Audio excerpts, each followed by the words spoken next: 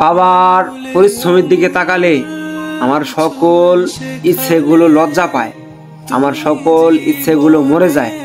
যখন আমি আমার বাবার পরিশ্রমের দিকে তাকাই, যখন আমি দেখি যে আমার বাবা আমাদের জন্য কতটা পরিশ্রম করে, যখন আমি দেখি যে আমার বাবা তার ফ্যামিলির মুখে হাসি ফোটানোর জন্য কতটা কষ্ট করে, তার ফ্যামিলির সবাইকে ভালো রাখার জন্য কতটা পরিশ্রম করে, যখন আমি আমার বাবার পরিশ্রমের দিকে তাকাই তখন আমার প্রতিটা ইচ্ছেই মরে যায়, আমার ইচ্ছেগুলো লজ্জা পায়।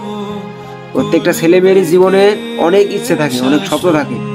অনেক সময় তারা তাদের বাবার উপর মায়ের উপর রাগারাগি করে, মন খারাপ করে, জেদ করে যে আমার ইচ্ছেগুলো কেন পূরণ করে না। কোনো ছেলে বা কোনো মেয়ে যখন তার বাবার পরিশ্রমের দিকে তাকাবে তখন তার এই ইচ্ছেগুলো মরে যাবে, তার ইচ্ছেগুলোই লজ্জা পাবে। আমিও আমার বাবার উপর অনেক রাগ করতাম, অনেক মন খারাপ করতাম যে আমার ইচ্ছেগুলো কেন পূরণ করে না। যখন আমি দেখেছি যে আমার বাবা আমাদের জন্য কতটা পরিশ্রম করে, তখন আমার ইচ্ছেগুলো মরে গেছে, তখন আমার ইচ্ছেগুলোই লজ্জা পেয়েছে। প্রত্যেকটা বাবাই অনেক পরিশ্রম করে তার ফ্যামিলিকে ভালো রাখার জন্য, তার পরিবারের সবার মুখে হাসি ফোটানোর জন্য প্রত্যেকটা বাবাই অনেক কষ্ট করে। কোনো ছেলে বা কোনো মেয়ে যখন তার বাবার পরিশ্রমের দিকে তাকাবে তখন তার ইচ্ছেগুলোই লজ্জা পাবে, তার চাওয়াগুলোই মিশে যাবে, তার চাওয়াগুলো লুকিয়ে যাবে। আর আমরা সেই বাবার উপরেই রাগ করি, সেই বাবার উপরে মন খারাপ করি। প্রত্যেকটা বাবাই চায় তার সন্তানরা একটু ভালো থাকুক, তার সন্তানের মুখে হাসি ফুটুক, তার যত কষ্টই হোক তার সন্তানের মুখে হাসি ফোটানোর জন্য, তার ফ্যামিলির সবার মুখে হাসি ফোটানোর জন্য অনেক পরিশ্রম করে, অনেক কষ্ট করে। কোনো বাবা মাই কি চায় যে তার সন্তানটা মন খারাপ করে থাকুক?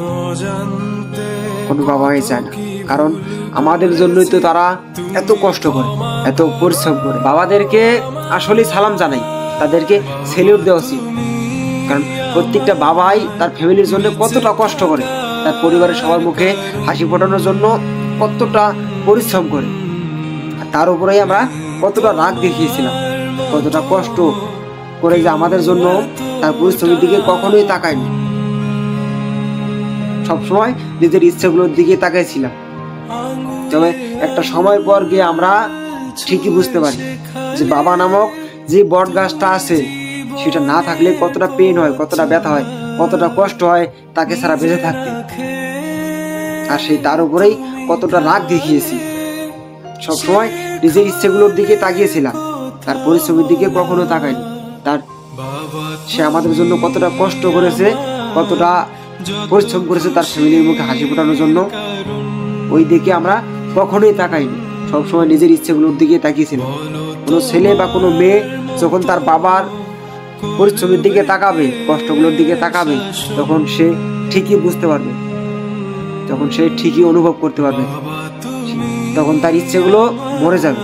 তাই বলেছিলাম যে যখন আমি আমার বাবার পরিশ্রমের দিকে তাকাই তখন আমার ইচ্ছেগুলোই লজ্জা পায়। তোমার মতো কেউ এতটা